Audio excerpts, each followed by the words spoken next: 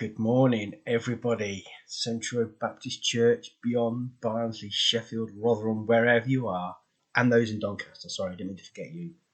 Good morning, welcome. So, let me get ready for this. So, here we go.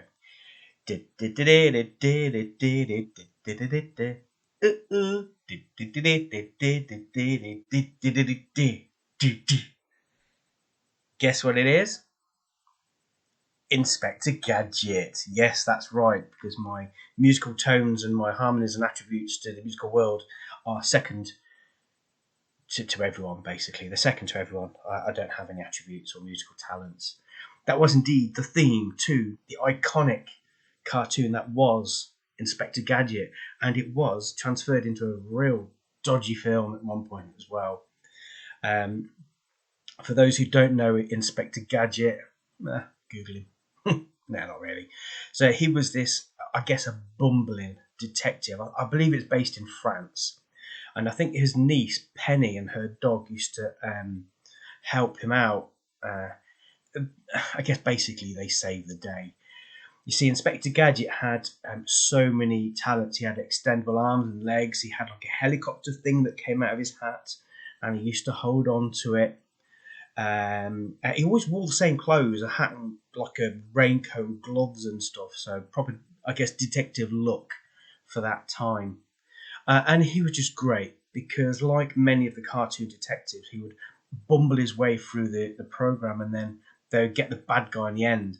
And his villain was a Dr. Claw, and you only ever saw like this hand on a desk, and he used to slam it when he was angry. And there's a story actually that the only time you could see Dr. Claw's face is if you bought the toy, an actual action figure of him. But when you picked the box up off the shelf, a massive sticker was over the face of Dr. Claw. So you actually had to buy the toy to then peel off the sticker to reveal what he looked like. What a great marketing ploy that was. That's awesome, isn't it? We should do that at Bible. Cover up every word that Jesus spoke. You have to rip off. No, you don't need to sell more Bibles, do we?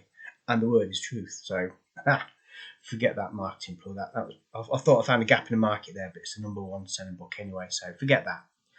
So he used to bumble his way through these detective shows, and in the end, he'd get the bad guy or the sidekick or whoever it was that was attached to Dr. Claw. And it was great. But Penny was the one who used to do most of the work. See, Inspector Gadget, he had all these gadgets, and I think he had things that came out the end of his fingers and thumbs and X-ray vision and all sorts.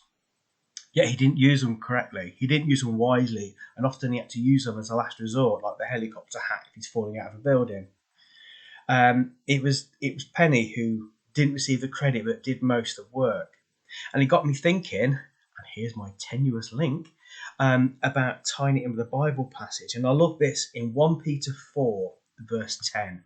And it says here that, as each has received a gift, use it to serve one another as good stewards of God's varied grace.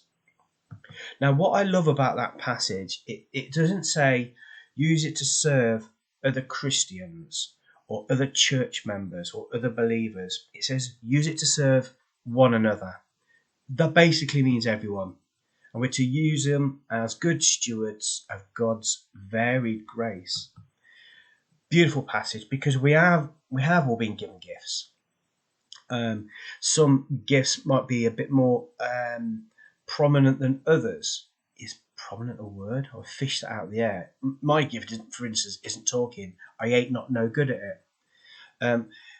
But some people have this talent of just being able to spread the word, to be able to comfort people in times of need, to be able to prophesy, to be able to pray for people with the right words, just to be there for people.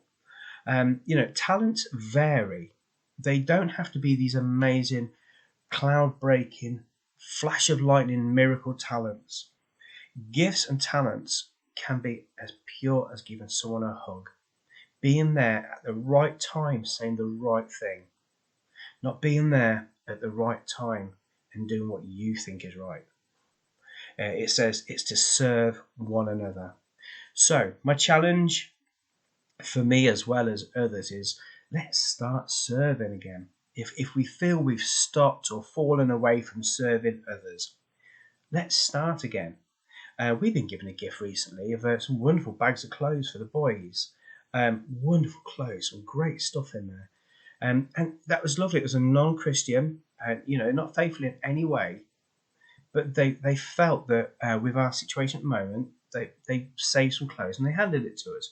And I'm not proud enough to go, oh no, I'm okay, we're right there. I gratefully received it. It was so kind of them, and that's wonderful because we're serving one another.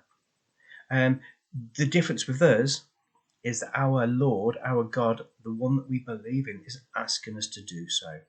He's given us a gift, and then he's asking us to use it. So that's my ramble today. That's our challenge. That's my challenge. Let's serve one another the safest and best way that we can, obviously during current times. And then we don't have to brag about it. We don't have to share stories about it. We can just sit at home at night with the Lord looking down and smiling and saying, "Thank you, good and faithful one. Thank you so much for sharing your gift with one another." God bless you guys. Stay safe, stay gelled up, and stay tuned. See you soon.